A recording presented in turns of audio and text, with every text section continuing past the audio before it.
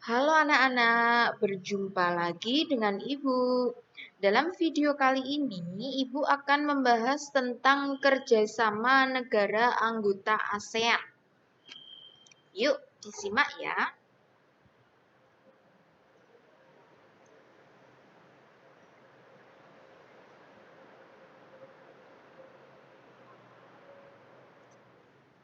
Tujuan kerjasama ASEAN yaitu yang pertama, untuk mempercepat pertumbuhan ekonomi, kemajuan sosial, serta pengembangan kebudayaan di kawasan Asia Tenggara. 2. Meningkatkan stabilitas dan perdamaian di kawasan Asia Tenggara. 3. Meningkatkan kerjasama yang aktif dan saling membantu di antara anggota ASEAN. 4. Saling membantu dalam sarana-sarana pelatihan dan penelitian di bidang pendidikan, kesehatan, teknik, dan administrasi. 5. Menjalin kerjasama yang lebih efektif. 6. Meningkatkan kualitas pendidikan di negara-negara Asia Tenggara. 7. Mempertahankan kerjasama yang erat dengan organisasi-organisasi internasional maupun regional yang memiliki tujuan yang sama. Berikutnya, tentang manfaat kerjasama ASEAN. Yang pertama, menumbuhkan rasa saling memiliki dan toleransi antar negara anggota ASEAN. 2. Semakin dikenalnya budaya antar negara anggota ASEAN. 3. Terciptanya kawasan yang damai, bebas, dan netral dari pengaruh negara luar. 4. Meningkatnya investasi dalam kegiatan produksi dan jumlah ekspor. 5. Semakin luasnya pasar internasional. 6. Pemenuhan kebutuhan dalam negeri. 7. Memperluas lapangan pekerjaan. Dan meratanya perkembangan penguasaan ilmu pengetahuan dan teknologi atau IPTEK di ASEAN. Nah, demikian anak-anak tentang tujuan dan juga manfaat dari kerjasama ASEAN. Nah, sebenarnya apa saja sih faktor-faktor yang mendorong atau yang menyebabkan adanya kerjasama antar negara-negara anggota ASEAN itu? Yang pertama ternyata adalah sumber daya alam. Kedua, berada dalam wilayah yang sama. Dan yang ketiga adalah ilmu pengetahuan dan teknologi atau IPTEK.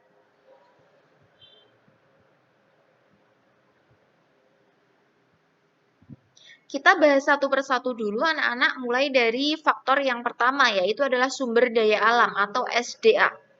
Setiap negara anggota ASEAN memiliki sumber daya alam yang beragam. Keberagaman sumber daya alam dipengaruhi oleh kenampakan alam sekitar. Ada beberapa negara yang memiliki kenampakan alam yang sama, sehingga sumber daya alam yang dihasilkan pun sama.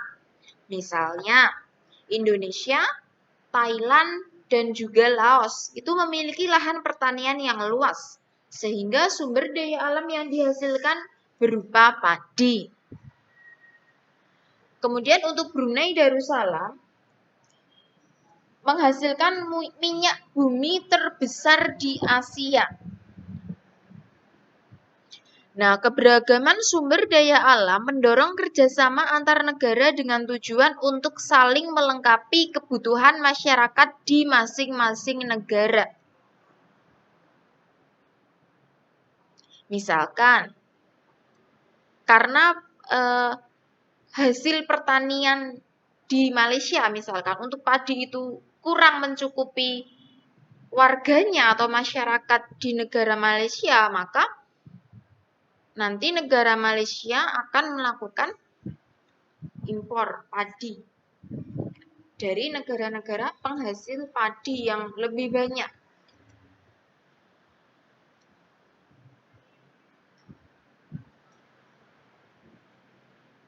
Kemudian yang kedua faktornya adalah berada dalam wilayah yang sama. Kita sudah mengetahui betul bahwa ASEAN itu merupakan organisasi yang didirikan oleh negara-negara dalam suatu kawasan yang sama, yaitu Asia Tenggara. Nah, negara-negara tersebut hidup saling bertetanggaan. Hal inilah yang mendorong terciptanya interaksi dan kerjasama antar negara anggota ASEAN.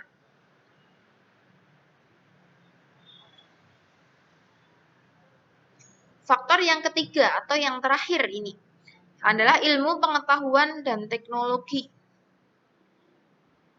Singapura merupakan negara dengan penguasaan ilmu pengetahuan dan teknologi termaju di Asia Tenggara. Namun, sumber daya alamnya itu sangat terbatas. Hal inilah yang mendorong Singapura menjalin kerjasama dengan negara-negara di Asia Tenggara lainnya. Wujud kerjasama dalam penguasaan ilmu pengetahuan dan teknologi terjadi dalam bidang pendidikan, penggunaan mesin-mesin modern untuk industri, dan juga ketenaga kerjaan.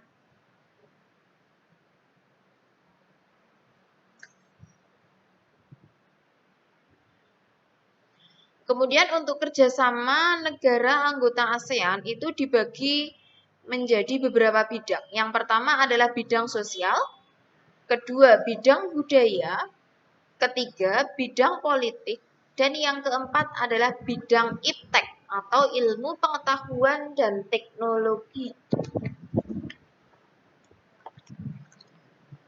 Nah, di sini Ibu akan menyampaikan kerjasama dalam setiap bidang ya. Nah,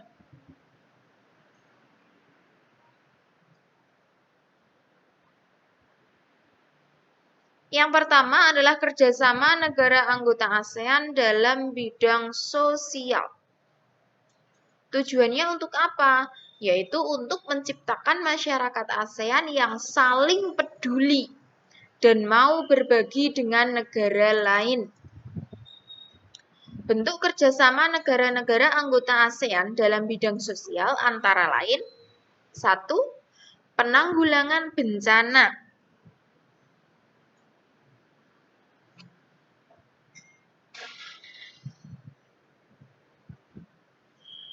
Misalnya, memberikan penanganan darurat ketika terjadi bencana tsunami di Indonesia.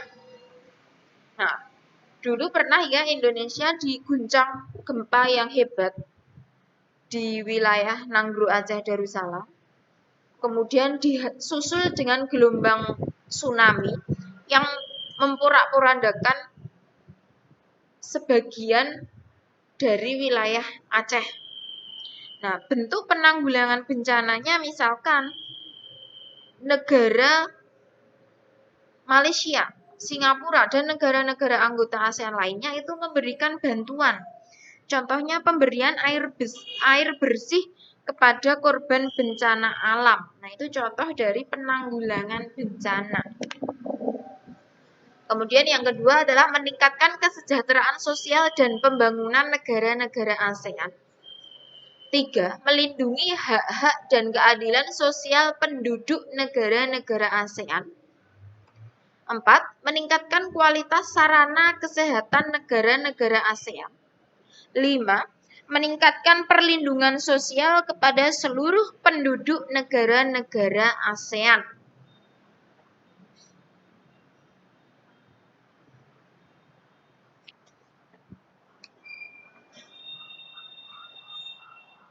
Kerjasama yang kedua adalah di bidang budaya.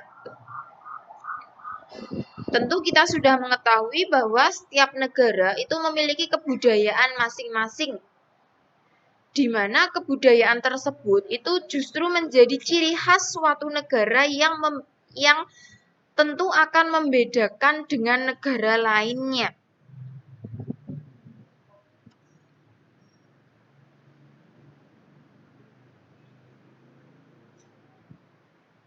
Bentuk kerjasama dalam bidang budaya ya anak-anak, yang pertama itu meningkatkan jumlah tenaga ahli yang mampu menguasai iptek.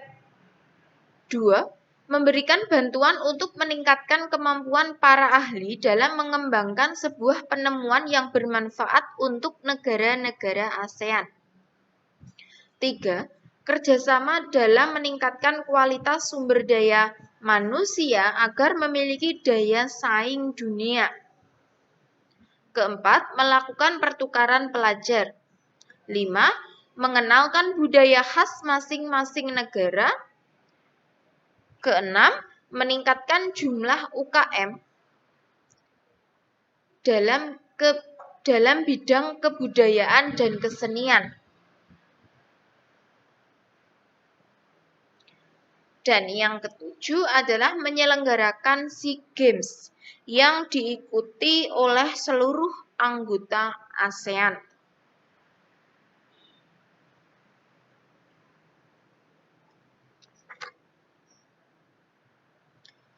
Kerjasama yang ketiga yaitu dalam bidang politik. Setiap negara anggota ASEAN tentu memiliki sistem pemerintahan dan dunia politik yang berbeda. Akan tetapi, perbedaan tersebut tidak menjadi penghalang untuk menjalin kerjasama di bidang politik.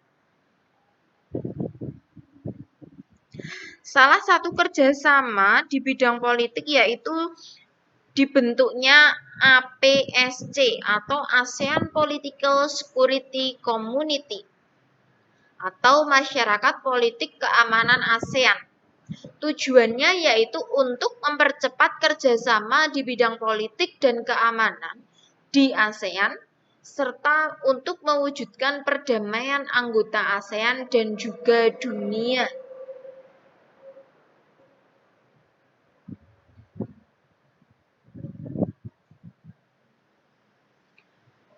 Kemudian untuk bentuk kerjasama antar negara anggota ASEAN di bidang politik antara lain yang pertama adalah meningkatkan pemerintahan yang baik dengan memajukan prinsip-prinsip demokrasi. 2. Meningkatkan dan memajukan keamanan dan perdamaian di kawasan Asia Tenggara. 3. Menjamin tercapainya kebijakan pelarangan penggunaan senjata nuklir di kawasan Asia Tenggara. 4. Membantu penyelesaian konflik antar anggota ASEAN secara damai. 5. Mempererat persatuan dan kesatuan antar anggota ASEAN. 6. Menjalin hubungan dengan negara-negara di luar Asia Tenggara. 7. Menjalin kerjasama di bidang maritim ASEAN. Dan yang terakhir, melakukan perjanjian kawasan damai, bebas, dan netral yang bertujuan untuk menciptakan kawasan Asia Tenggara yang bebas, damai, dan netral dari berbagai permasalahan negara di luar Asia Tenggara.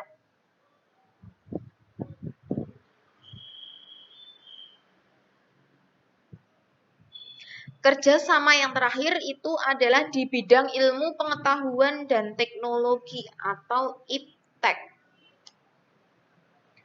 Perkembangan IPTEK di negara-negara ASEAN memiliki perbedaan. Perbedaan tersebut mendorong terjalinnya kerjasama dalam bidang penguasaan ilmu pengetahuan dan teknologi. Kerjasama ini bertujuan untuk meningkatkan sumber daya manusia yang memiliki kualitas dan daya saing dunia.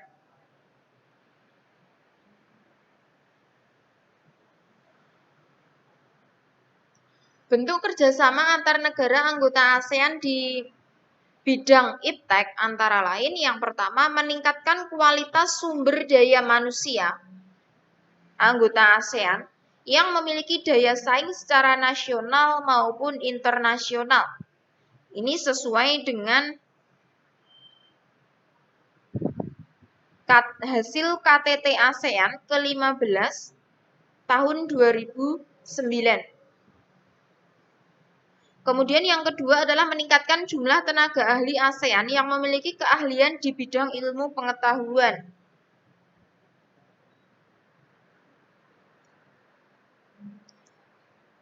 Kerjasama ini diwujudkan dengan pemberian bantuan kepada para ahli untuk mengembangkan berbagai temuan dan riset yang bermanfaat bagi masyarakat ASEAN dalam bidang iptek.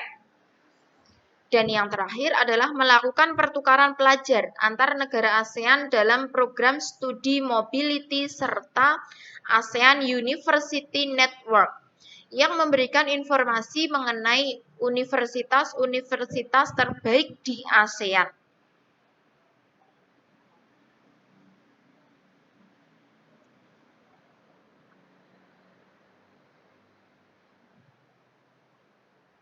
Nah, demikian saja ya penjelasan dari Ibu terkait dengan kerjasama antar anggota ASEAN dari berbagai bidang.